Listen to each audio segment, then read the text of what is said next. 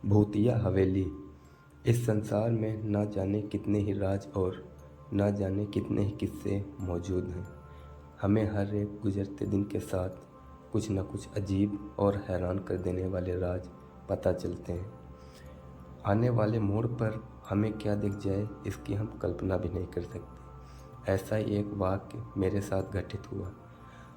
यह बात तब की है जब मेरा सामना भूत बंगले के राज से हुआ।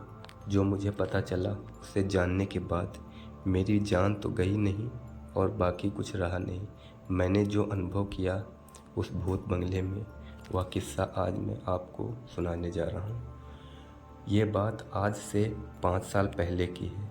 मैं एक रंग रोगन का काम करने वाला कारीगर हूँ। उस वक्त मैं इस काम में नया नया हुआ करता था और मेरी उम्र भी उस वक्त 20 वर्ष की ही थी। मेरा नाम मुकेश है।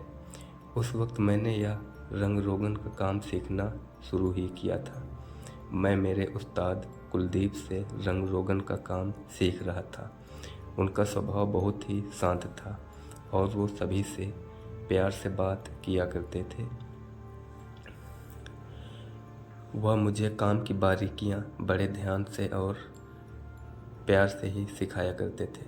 मुझे उनके समझाने का तरीका काफ़ी ज़्यादा पसंद था, या फिर यूँ कहूँ कि मैं उनसे काफ़ी ज़्यादा प्रभावित था और उनकी तरह काम में तरक्की करना चाहता था। वह जो कहते थे मैं बिना कोई सवाल जवाब किए झट से उनकी बात मान लिया करता था। ऐसे ही सब बढ़िया चल रहा था। फिर एक दिन उस्ताद के पास एक बंगले का काम आता है जिसके लिए उन्हें अच्छे पैसे मिल रहे थे और काम यही कोई 3-4 महीने का ही था, पर वो उस काम को जल्दी करवाना चाहते थे। जो व्यक्ति अपने बंगले के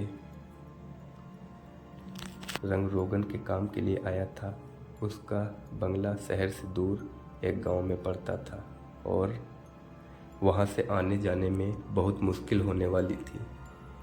तो उस्ताद ने उस काम को लेने से मना कर दिया। उस बंगले वाले व्यक्ति ने और पैसे बढ़ाकर काम करने को कहा। उस्ताद को पैसे की ज़रूरत तो थी, लेकिन उस काम को करना नहीं चाहते थे। वह बड़ी दुविधा में फंस चुके थे। फिर जब उस बंगले के मालिक ने उनसे कहा कि वो बंगले में रहकर भी काम कर सकते हैं, तो मेरे उस्ताद ने काम के लिए हाँ कर दी।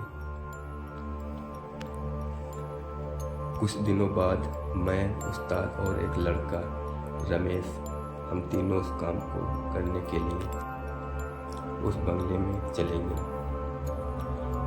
हम जब वहाँ पहुँचे तो हमने देखा कि वह काफ़ी बड़ा बंगला था और काफ़ी जगह में फैला भी हुआ था। वह घर 3 मंजिला था और उसके सामने एक बड़ा सा लॉन भी था। उस बंगले के बड़े से मेन गेट के सामने एक चौकीदार बैठा हुआ था। उसने हमसे पूछा कि तुम लोग कौन हो? तो हमने उसे बताया कि हम यहाँ रंग रोगन का काम करने आए। फिर उसने गेट खोला और हमें अंदर जाने दिया। जब हमने अंदर कदम रखा तो हम क्या देखते हैं कि लॉन और घर के आसपास बहुत सी झाड़ियाँ और पेड़ पौधे उगे हुए थे और साथ ही उस बंगले की हालत भी बहुत ख़राब थी।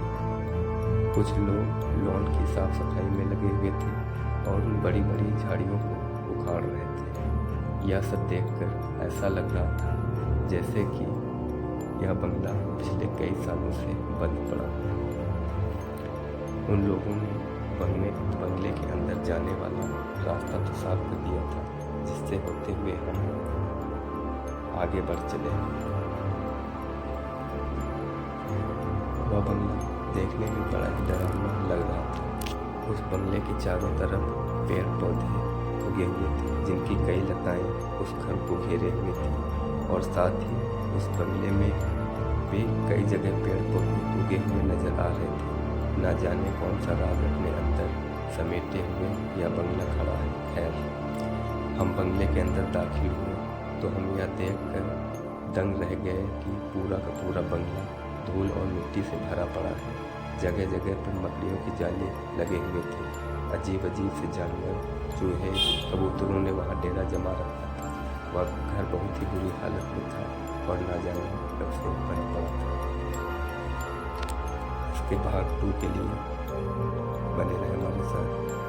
यदि चैनल पर नए हैं तो चैनल को सब्सक्राइब जरूर करें। मिलते हैं नेक्स्ट पार्ट में।